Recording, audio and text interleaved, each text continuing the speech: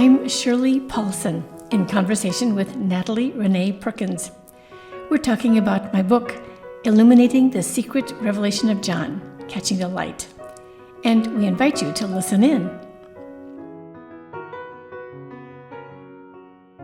I want to know what you think about the role of Sophia in this book, because I saw her as a, wisdom, actually being wise enough to figure out what the problems were and how to solve the problems. But also, the story looks like, and it's kind of common in these texts to say that, oh, she's the one who is disobedient and ignorant, and she went and had this offspring all by herself without the will of the consent of the infinite spirit, and so she's the cause of all the evil.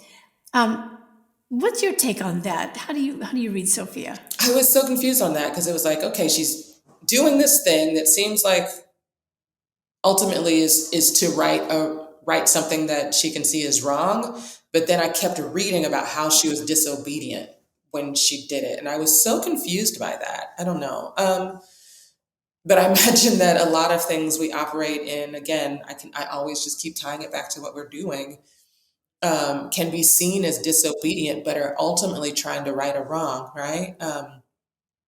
People who block main thoroughfares to protest, yeah, it's disobedient to stand in the middle of the highway and not, let people pass. But there's an ultimate good attached to that is more important. It's just more important than, I had to change my route because some people were standing in the highway, So it felt like a similar thing to me in that way, that the only way that it's ever talked about, the only way you ever read it is about the disobedience,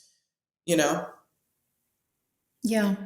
And I couldn't help but think about how, we always, when we read about Jesus in Philippians, where Jesus, came down and descended into the earth and became the form of a human, I keep thinking that, well, coming in the form of a human doesn't just mean his fleshly body, but that he had human attitudes and thoughts and behaviors, maybe, and like Sophia was doing the same thing by coming down from the heavenly place where she started and took on the form of humans that are disobedient for the purpose of showing the way out.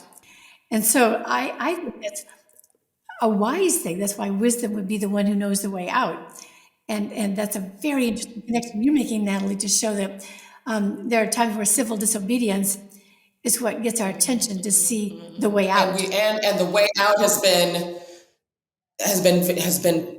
pointed to, has been yelled, has been made very clear before, but it's not until the disobedience that there's an eye-opening experience, right? Like that is the eye-opening experience. It's like, oh, okay, this is very real for a lot of people, and I imagine we're going to see a whole lot more of that.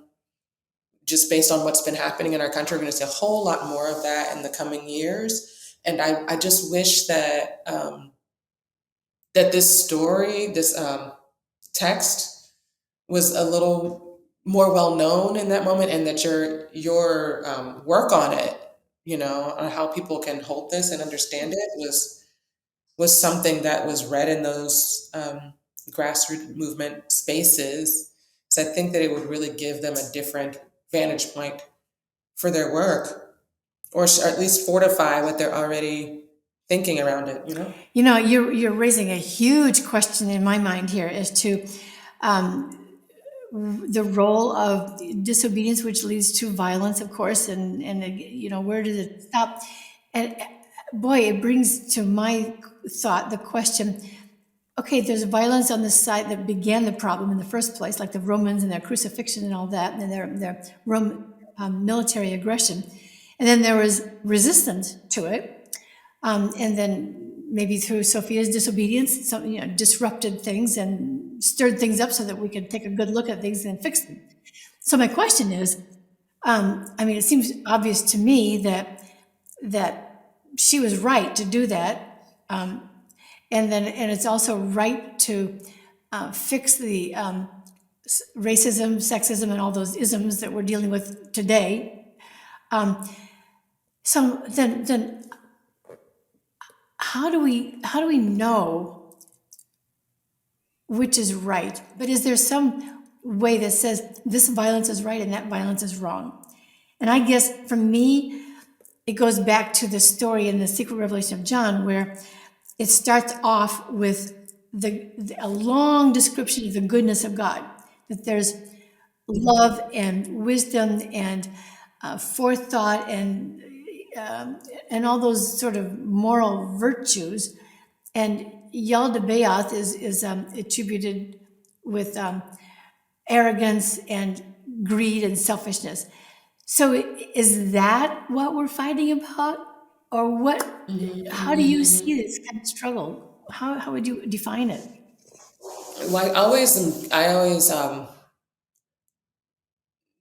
tend to hold these sorts of questions in two categories. Is it life-giving or is it death-dealing?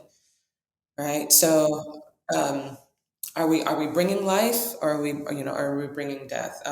There are a lot of people who are at the border who are feeding, migrants, people who are hoping to come to this country, who do not have their best interests at heart, who wish they were not there, who, you know what I mean? So it's actually, even though it looks good, right? Like it's the right thing to do. It's not even violent. It's actually death dealing to these people, right? Because where they're coming from, if they go back to that, often it's because it would lead to their death, right? So like things like how ultimately do we hold it, for me is that, and you have a whole section in the book about things looking like one thing, but it actually being an imitation. And that's what that example I just gave is, like an imitation of what is right and good. And it's important to get to, as you were talking about, and as this text talks about, the root. What's at the root?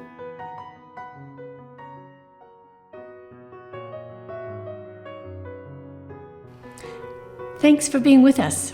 We've been talking about my book, Illuminating the Secret Revelation of John, Catching the Light, published by Cascade Books, which is available on the website earlychristiantexts.com or your favorite bookseller